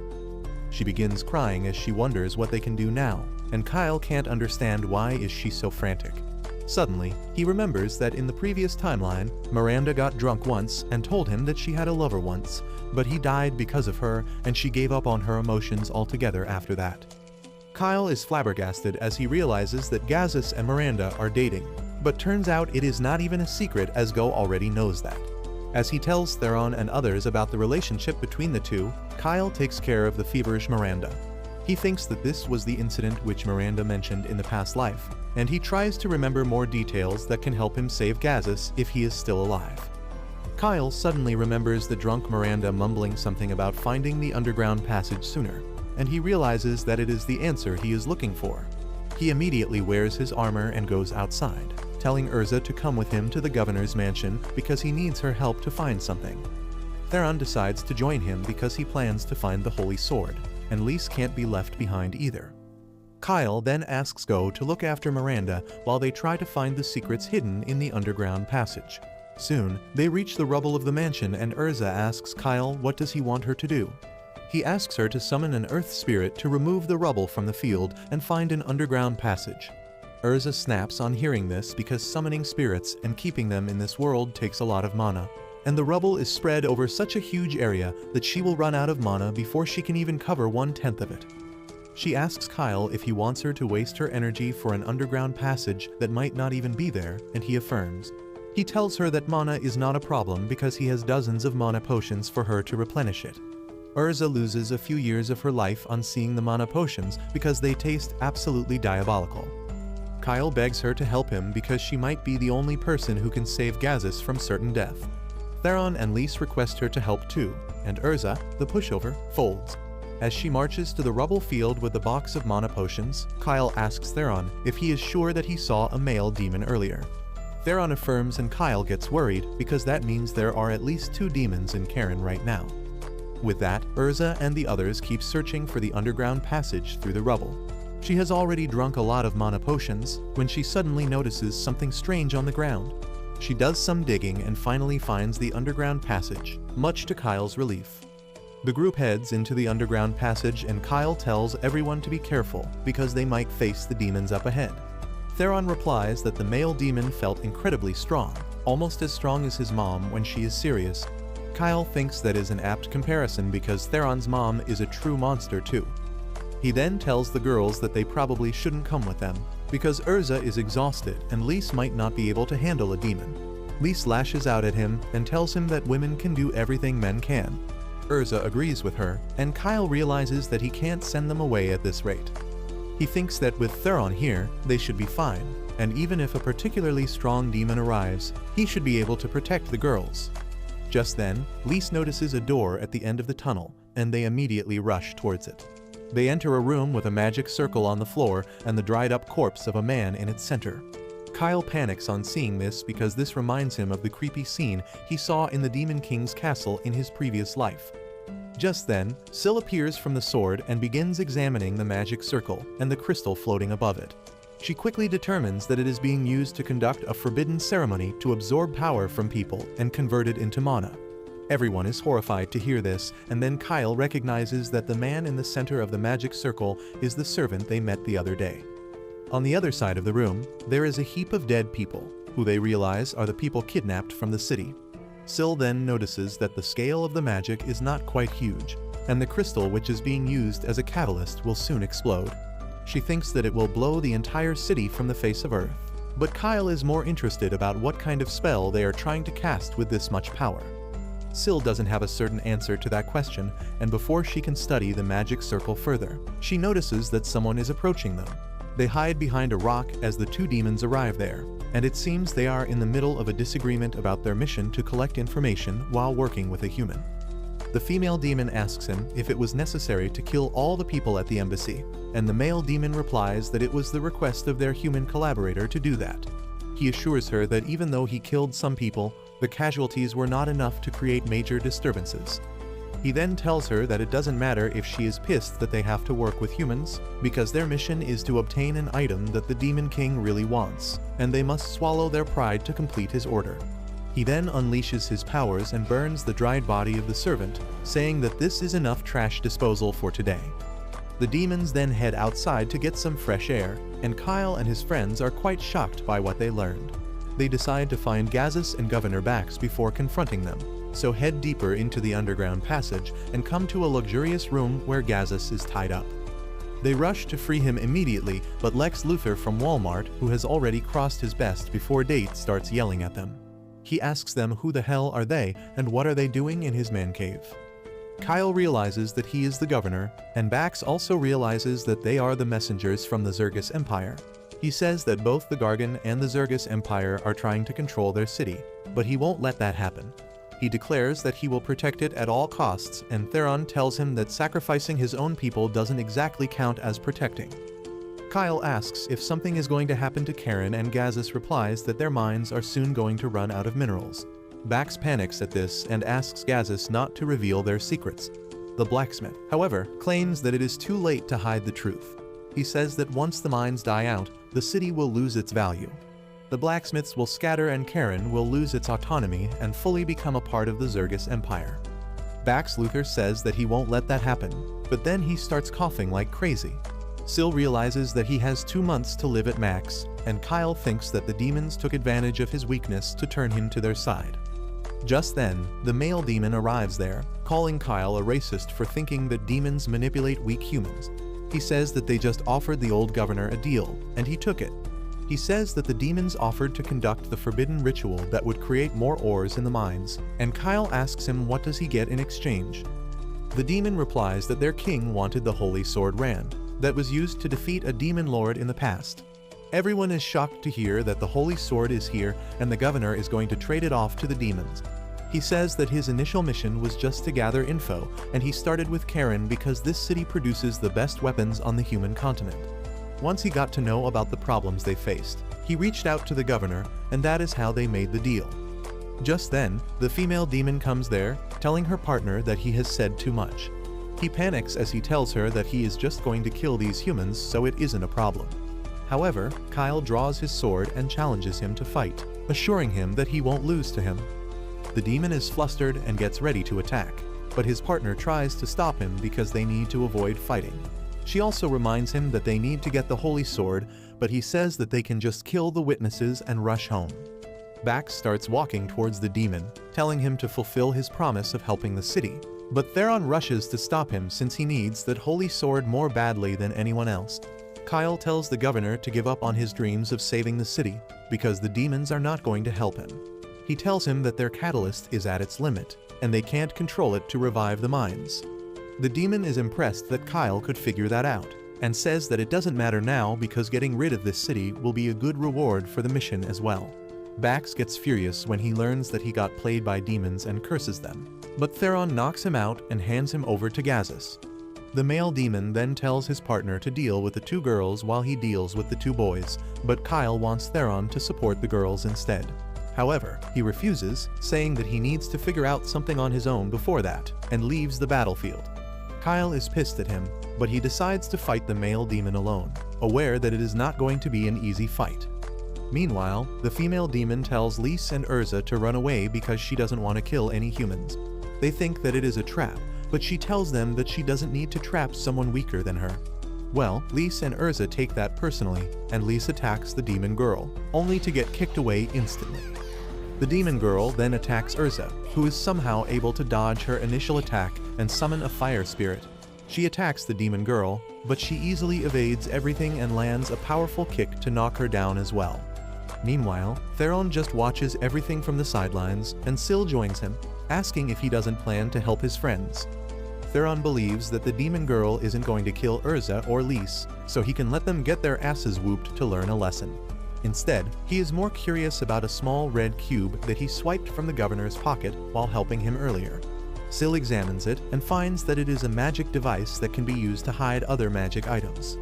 Theron tells her that when the demon mentioned the holy sword earlier, Bax looked behind him, and he figured out that he was hiding the sword nearby. Syl is impressed by his observation skills and tells him that his theory might be right. Theron immediately goes to the governor's seat and shatters the magic cube, and the location of the sword becomes visible. Meanwhile, Kyle is struggling in his fight against the demon man. He is being pushed back constantly, but unbothered by this, Theron reaches the location he can sense a powerful energy from, and a small pillar appears there out of nowhere. He destroys the pillar with his sword, revealing the holy sword Rand, and he picks it up, proudly declaring that he found the holy sword. Everyone looks at Theron immediately, but luckily, his friends know exactly how to use this opportunity. While the demons are distracted by Theron, Kyle and the girls charge towards their opponents. Urza commands her fire spirit to attack the demon girl, who blocks the flame breath. But just then, Lys attacks her from up close. While the demon seems to have dodged the surprise attack, she gets scratched by her punch and starts bleeding. Lys and Urza are now confident that they can win, but the demon mommy is pissed. She decides to get rid of them both when suddenly, she hears the screams of her partner, who is lying on the ground after being humbled by Kyle. Turns out he is not even that hurt, but he has lost his horn, which is considered the pride of demons. Kyle steps on his pride, telling the demon that he knows that demons who lose their horns are considered an inferior species. Just then, Theron also joins the group, boasting about how the holy sword fits perfectly in his hands, and the female demon asks him to hand it over to her. He just scoffs at her audacity and says that he should test it out against the demons, but Kyle has another plan. He suggests that they end the fight for now and go home safely. Everyone is shocked to hear that, but Kyle explains that they have injured people on their side and he wants to get them to hospital instead of fighting. However, he doesn't want to leave the fight incomplete as well, so he suggests that they return to this place 3 days later for a duel. If the demons can win that duel, they can take the holy sword and the horn. Theron refuses to bet his sword, but Kyle ignores him like terms and conditions under a game. He says that if the demons lose, they have to give them all the information they have about other demons infiltrating the human continent, and their discoveries. He assures the demon that they will fight one-on-one and taunts him, asking if he is going to refuse a duel against a human whom he thinks inferior. The demon accepts his challenge and blasts a hole in the wall to get out with his partner. Once the demons leave, Kyle and others also return to the city. Miranda runs to hug Gazis as soon as she sees him, but Kyle has to go on and interrupt their emotional reunion. He asks them about what is going on with Governor Bax, and Gazis says that the old man was not always like this. He cared about Karen and was a good governor once, but as things started getting tough for the city, he went batshit crazy. He says that Bax started going in the wrong direction out of desperation, and when Gazis found out about the kidnappings, he tried to stop him. However, Bax told him to join his side and even threatened to kill Go and Miranda if he spoke out to anyone about them. That is why Gazis tried to distance himself from everyone, but in the end, he got caught up in the governor's mess. With this topic out of the way, Gazis brings up the holy sword Rand, and Kyle asks him to let Theron keep it because he found it. Gazis refuses because the sword is a national treasure of Karen. However, Kyle reminds him that they saved his life, and before that, they saved Go's life from the attackers as well as Miranda's life from the demon at the embassy. Gazis is not convinced with this, so Kyle decides to improve his offer. He knows that there is no more mithril in Karen's mines, and he pulls out a chunk of high-quality mithril ore for him. Gazis almost starts drooling on seeing the chunk of rare metal, and Kyle says that he found it in some ancient ruins and brought it here because he wanted a skilled blacksmith to create weapons using it. He then starts glazing Gazis, calling him the greatest blacksmith on the continent who might forge a holy sword someday. He offers to supply him as much mithril as he needs for his projects, and says that it should be enough to make up for one holy sword. Gazis is still not sure, but then Miranda says that the holy sword Rand was never officially in Karen, so he can take it, and Gazis simply agrees with her. After that, Kyle hands the master blacksmith a blueprint and asks him to make an item for him. Gazes says he can get it done in 3 days, but Kyle wants it in 2 days because he has a duel after that. Gazes calls him a pain in the ass, but still heads to his forge to complete the project. Later that night, Kyle catches up with his friends and finds that the girls are really motivated to fight the female demon again because she basically humiliated them during the entire fight. Theron, on the other hand, is disappointed because he didn't get to use the holy sword. Kyle tells him that they will get other chances for it, because first, they need to defeat the demons and get information out of them. Theron tells him that the demons were on a different level, and defeating them in a fair duel might now be easy, but Kyle replies that he asked for 3 days of prep time for that reason only. The next day, Kyle and Syl head over to the underground area again, and Syl suggests that she drain the magic power stored in the catalyst before it explodes. However, Kyle asks her if she can transfer the power to the Divine Dragon's heart instead, because that may come handy later. Syl likes the idea and says that it won't be a big deal, which brings Kyle to his second question. He asks her if it is even possible to create more mithril using the spell the demons were talking about. Syl says that it is not possible, and the best case scenario is using magic to pull out mithril from deep inside the earth. However, it is not guaranteed to work, and it would change the geography of the area enough to destroy the entire city. With that, she starts absorbing the catalyst's power into the dragon's heart, and Kyle returns to the city. He spends his time watching over Urza and Lyse's training and visiting Gazes to keep reminding him of the deadline. 2 days pass like this, and on the night before the duel, Theron is snoring peacefully, but that gives double anxiety to Syl. Kyle tells her that it is a good thing that Theron is relaxed, because they might need his help to win against the demons tomorrow. He says that currently, they need information on demons more than anything else, because that can help them win the future war. The next day, Kyle and his friends head to the underground passage, but since the dumb***s forgot to specify the time of the duel earlier, the demons have not yet arrived. The girls decide to take a tea break in the meantime, and Kyle asks them if they have any plans about their fight with the demon woman. As they talk about their plans, the demons arrive there, and they are low-key disgusted on seeing them chilling when they are about to fight much stronger enemies. Kyle tries to act like a total doofus with cookie crumbs on his face as he challenges the demons. The female demon asks if he is trying to insult them, but her partner has learnt from the past, and he tells her that Kyle is just trying to make them loosen their guard by acting like an idiot. Well, seeing that his taunts are not working, Kyle decides to get to business. However, before starting the duel, he tells the demon that they should head to a more open place because 2 fights can't happen at the same time in the cramped cave. The male demon agrees to his suggestion, confident that he will utterly destroy the human even if he has some tricks up his sleeve. He leaves the cave with Kyle, while the female demon gets ready to fight the girls. Theron stays back as the witness, telling the demon woman that he will give her the sword if she wins, and Syl is also there to alert Kyle in case anything happens here. The female demon says that she doesn't want to fight, but if it is for the holy sword, she is not going to show mercy.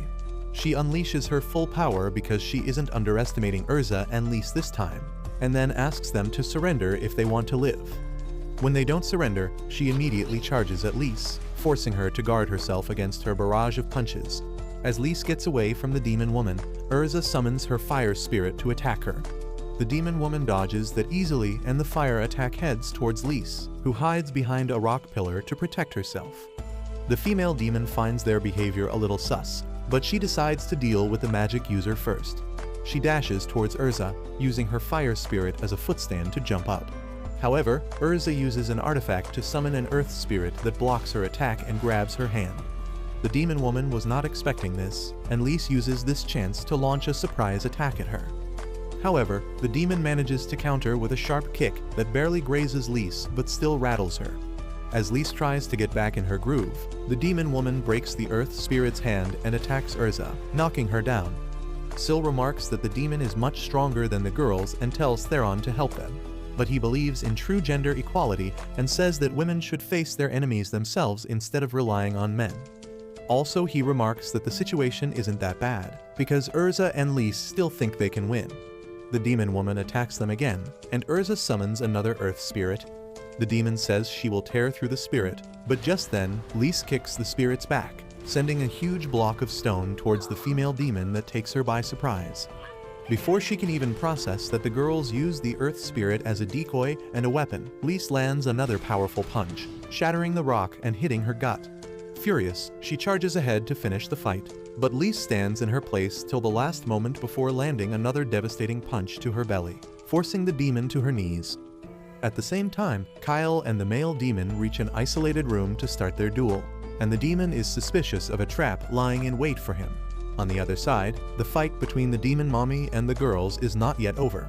Despite being injured, the female demon charges at Lise, almost gouging her eyes out, but Lise dodges her attack and deals a deadly body blow, forcing her back. She then gets aside, letting Urza hit the demon lady with her fire spirit's most powerful attack. As the demon is engulfed in flames, Lise and Urza celebrate their victory and head back to their friends. However, the female demon is not dead yet, and she stands in the middle of the flames farming aura, waiting for the right chance to attack. However, before she can start the second round of the fight, she wants to know how Lise dodged her attack because she is much faster than any human. Lise thinks about it for a second and then calls the demon woman a one-trick pony. She explains that her moves are really straightforward and easy to predict. Urza agrees and says that she was fighting better when she was holding back. The girls tell the demon that maybe this is the first time she has put her life on the line, which means she lacks combat experience. They add that she looks really earnest in real life, and that reflects in her fighting style, which makes her easy to read. The demon woman is really embarrassed by this, but she realizes that the girls are not lying. So when they tell her to get ready for round 2, she simply admits that she lost. Urza and Lise are confused by this, and the demon tells them that she is not afraid to lose or to die. But the demon lord has ordered her to return alive. Now that she has lost once, she can't take the risk of fighting them again because that may end up with her dying. She surrenders to them even though it shatters her pride, and asks what should she do now. Urza and Lise are lost for ideas, and they wonder if they should just let the female demon go because she doesn't seem like she is going to create trouble. However, Theron yells at them from behind and asks if they are really stupid enough to let a demon go free. The girls understand this, but Lise keeps on saying that only Theron can be so cold-hearted as to kill an enemy who has already surrendered. He gets pissed at her for this, but Urza ignores them both and recalls that Kyle wanted some information out of her about the demon spies. The female demon tells them that she and her partner were the only ones sent by the demon lord, and if someone else came to the human territory by themselves, she has no idea about it. The girls don't know what else to ask her now, and the demon says that if either of them was a guy, she would have slept with him to pay the penalty of losing the fight. The girls get flustered on hearing this, and then the demon woman says that maybe she can sleep with Kyle in their place. Well, neither Lise nor Urza is having that, and they tell the demon to get lost immediately. She begins walking away, but then stops midway, asking the girls if they would like to at least introduce themselves before they part ways. Lise and Urza introduce themselves, and then the demon woman tells them that her name is Yuliga. Yuliga leaves with that, and Syl finds her quite polite for a demon. However, as she starts yapping about the demons in her age to Theron, she finds that he is missing from his seat. He is running towards Yuliga with his sword drawn, telling her to let him try out his weapon on her. On the other hand, before Kyle's fight begins, the male demon asks him where is his horn. Kyle shows him that he is carrying the horn with him, and he can take it if he wins. The demon is pleased to see this, and he gets ready to fight.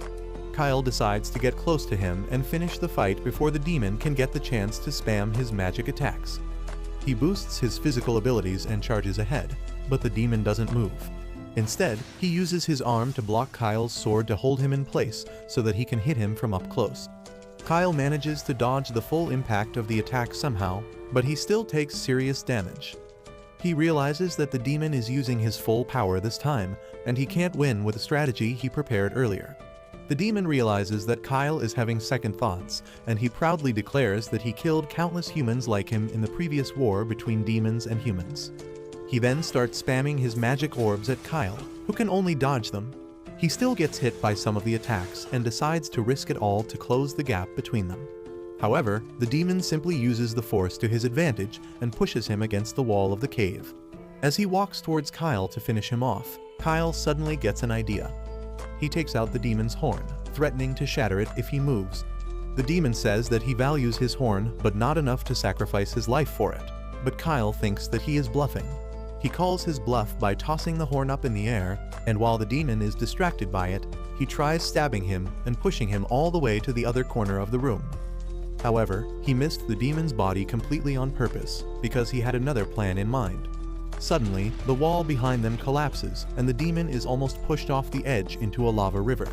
Without missing a beat, Kyle attacks him from behind, but the demon is able to evade his attack and push him back with his attacks. He even manages to disarm Kyle and tells him that no matter how good he is, a human cannot beat a demon. He prepares a huge magic ball to finish him off, but then Kyle suddenly pulls out a bottle of Diddy serum from his pocket and throws it at the demon. At first, the demon doesn't even realize what is happening, but then he finds himself unable to move his hand. Turns out, the Diddy serum was actually superglue, and now the demon can't move from his place. But that is not all. Kyle has another surprise prepared for him, and coincidentally, it is hiding right behind the mound he is leaning on. He grabs a chain and pulls it out of the lava before swinging it towards the demon. The demon screams in pain as the red-hot Ghost Rider chain tightens around his body, but he is still confident that he can break through it with magic. However, Kyle tells him that magic won't work against the chain because it is made out of mithril. The demon is dumbfounded to hear this, but then Kyle points his sword at him and asks him to answer all his questions. The demon surrenders and tells Kyle to shoot his questions. First, Kyle asks him if the current Demon King really wants peace with humans. The demon affirms, saying that the current Demon Lord is Ruiza, the daughter of the previous Demon King. She has had some interactions with humans during the previous war, and she doesn't hate them as much. Meanwhile, an invisible bug is lingering around the room, but the demon notices it, and he keeps an eye on its movement while answering Kyle's questions. Kyle asks him if there aren't any demons who stand against her, and the demon replies that there are many demons who want war, and they were the ones who forced Ruiza into sending them here. Kyle then asks him if the demons from the pro-war faction are trying to overthrow the current Demon Lord, and he replies that Ruiza is incredibly powerful and defeating her won't be easy for anyone. As for his final question, Kyle asks the demon if he has met a hornless black-winged demon who is a candidate to become the next Demon King. The demon replies that no one would accept a hornless demon as their king, and on top of that, he doesn't know any black-winged demon powerful enough to be a candidate. Kyle has heard everything, and he decides that the demon is no longer useful to him. He decides to finish him off, but the demon begs him to stop, offering to set up a meeting between him and Ruiza so that he can directly talk to her. Kyle likes the offer and lowers his sword, but the demon is not planning to cooperate with him for real. He commands his invisible bug to attack him from behind, but Kyle slashes it in two without even looking at it. He tells the demon that he was staring at the bug so intensely that he didn't even need to turn around to attack it. Kyle knows that the demon can create these invisible insects called assassin bugs to launch sneak attacks on his enemies, killing them without leaving any trace. The demon is shocked by this and asks how does he know about his power, and Kyle further stuns him by revealing that he even knows his name. He tells the demon named Garnias that they have met before, and he is completely bewildered by that. He doesn't understand what is going on, and Kyle says that in his previous lifetime, he felt a strange fear when he faced him because he was crazy loyal to the Demon King. In this lifetime, he can't sense that loyalty, and that makes Garnias much less scary. Kyle then kicks him into the lava below, saying that Garnias killed many of his friends in the war, but he was the one they captured and tortured to learn the location of the Demon Lord's castle. Kyle says that without him, they wouldn't have succeeded in their suicide attempt, but Garnias doesn't listen to all that and just keeps on cursing him. However, he doesn't have enough points in his defense stats to endure the lava for long, and soon he drowns into the lava, going silent forever. Meanwhile, Theron's attack doesn't hit Yuliga, and instead, he kills an assassin bug sent after her by Garnias. The girls come running there, lashing out at him for trying to kill an unarmed opponent, but Theron tells them that he actually saved her life. Syl examines the remains of the assassin bug and realizes that the male demon sent it after Yuliga. She agrees with her, thinking that he wanted to silence her so that she could not tell the Demon Lord or anyone else that he lost his horn to a human. While everyone bonds over their hatred for Garnias, Lys praises Theron, saying that despite how he seems, he actually is a good guy. Theron eats up that praise, but the truth is that he was really trying to kill Yuliga and changed his target instinctively as he sensed the insect's presence. Yuliga, however, believes that he wanted to save her, and she tells him that she owes him one. Theron immediately tries to cash that debt in by inviting her for Netflix and chill, but Lise elbows him hard to shut him up. Yuliga just scoffs at this and walks away, telling everyone that she will remember them even if they don't ever meet again. The girls begin talking about how Yuliga will probably be much stronger if they meet in the future, but Theron is wondering about Kyle's order to not let the female demon leave alive. However, he can't just go after her and kill her after everyone thinks he saved her once, so he decides to come up with an excuse to pacify Kyle later. The next day, as Theron is swinging around his new sword to get used to it, Kyle suddenly asks him what he thought of the demons. Theron replies that they didn't seem as terrifying as the stories make them to be, even though they were stronger than most humans he has ever met. He feels that they are not that different from humans, and Kyle replies that he thinks the same. He begins to wonder if this is one of the reasons that Theron let the demon woman go. Yesterday, when he first found that Theron let Yuliga go despite his instructions to finish her off, he was really mad. However, now he is sure that she was not a bad person or a threat to them, because Theron would have not let her go in that case. As Kyle is thinking about how temporary peace has changed both humans and demons, the girls come there. He is concerned about their injuries from their fight with Yuliga, and the girls get embarrassed as they tell him that they are completely fine. After that, Kyle heads over to Go's house along with Syl. While he goes to talk with Gazis, Go asks Syl to come with him because he has something important to discuss with her. Kyle checks up on Gazis, who has recovered from the incidents of the past week. Gazis knows that Kyle is leaving the city the next day, so he has prepared farewell gifts in advance. Kyle is amazed as he sees sword sheaths for him and Theron, and Gazis says that they are made from mithril, so they can perfectly hold their holy swords. On the other hand, Go requests Syl to stay with him forever, and he is not just talking about learning magic technology from her. However, Syl doesn't understand that the boy likes her, and she tells him that he can finish the golems on his own. She says that she belongs to Kyle and has to go wherever he goes, and that breaks Go's heart because this moron doesn't know that Syl is a sword spirit. As Kyle arrives there and takes Syl away, Go curses him for taking the lowly away when he already has Urza and Lise. After that, Kyle goes to meet Miranda and learns that Governor Bax hit his expiry date a couple days ago. He confessed everything about the kidnappings on his deathbed, so the problems of their city are resolved.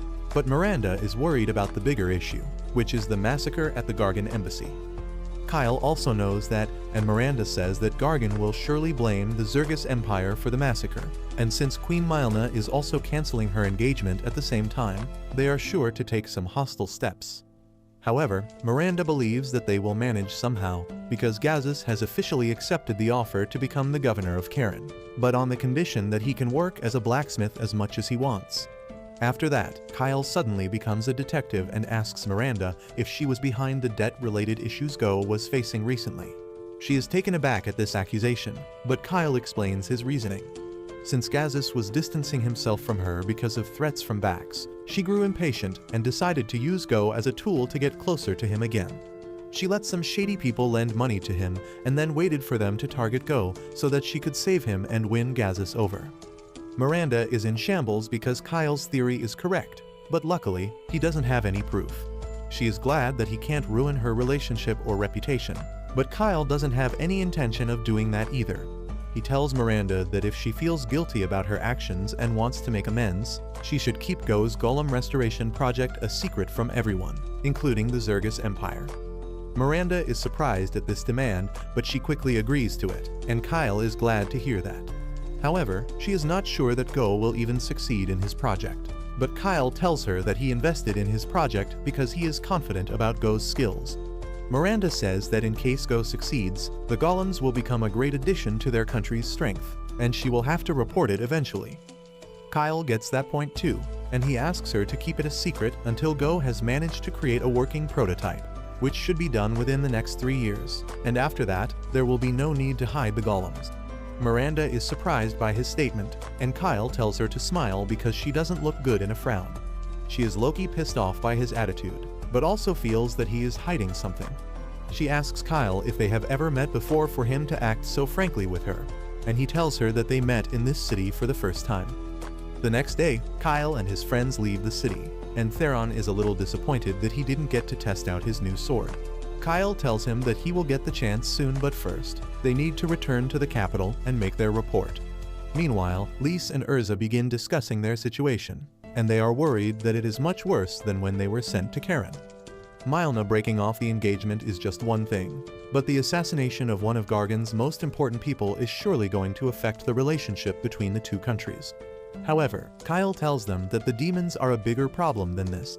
He says that the demons might be planning to make humans fight each other so that they can launch a sneak attack, and the only way to prevent that is to unite all humanoid races.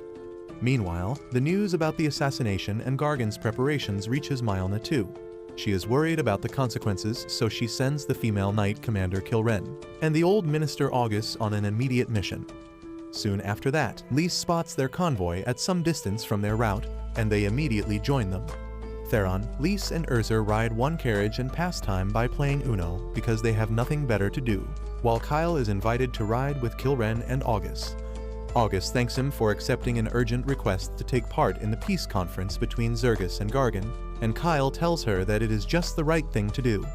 He rehearses his lines, saying that the assassination at Gargan Embassy was carried out entirely by demons, and Zergus had no hand in that. Kilren once again thanks him and stresses that the peace of the two countries depends on him. Kyle feels the pressure building up, but August tells him to chill because either they achieve peace or a war breaks out which ends with one country being annihilated. Kilren doesn't like his chill attitude, but August tells her that it is just because she has never gotten such a big responsibility before. He, on the other hand, has been to Gargan many times, and he is confident that he can handle the peace conference with ease. Kilren gets pissed at this and remarks how August climbed up the ranks by licking the former king's boots, and both of them start throwing shade at each other, while Kyle wishes to go back to his friends. Soon after that, they reach the Gargan Empire and head straight for the capital city. Kyle wonders if he can meet one of the princes of Gargan who was his friend and ally in his previous life. Turns out, the prince is already in the city for the peace conference as well. His two brothers are there with him, and they discuss the assassination of their court magician Alzard. While the eldest prince Loki believes that it was the demons who killed Alzard, and then a warrior from the Zergus Empire fought a demon, the middle prince doesn't really agree with him. He believes that the Zergus Empire is lying because no random man can be stronger than their second strongest court magician. However, the third Prince Mazer has a hunch that the hero of the Zergus Empire was the one who killed the hero, and the eldest prince decides to trust his instincts because he is mostly right in cases like this. Later that day, Kyle and his friends attend a party before the peace conference starts, and as Kyle decides to catch a break in the garden, a goth beauty approaches him. However, they can't talk for long because Prince Mazer suddenly arrives there, and the girl takes her leave. Kyle asks Mazer if he has business with him, and the princess immediately gets to business, saying that he wants Kyle to serve him. Kyle tries to refuse him politely, but Mazer tells him that if he doesn't agree to his offer, he will eliminate him right here. Kyle is taken aback by this, but Mazer tells him that he is too capable, and he can't let a man like him be his enemy. That is why, if he refuses to become his ally, he will have to die right now. Kyle is taken aback by his words, but it is not something out of character for the man he once knew and trusted. At the same time, in the Demon Continent, Uliger reaches the Demon Lord's castle and presents her report. She tells the Demon Lord Ruiza that they failed in the mission to claim the Holy Sword Rand, and her partner also lost his life. She is ready to accept any punishment for the failure, but Ruiza keeps staring at her with a poker face, hiding her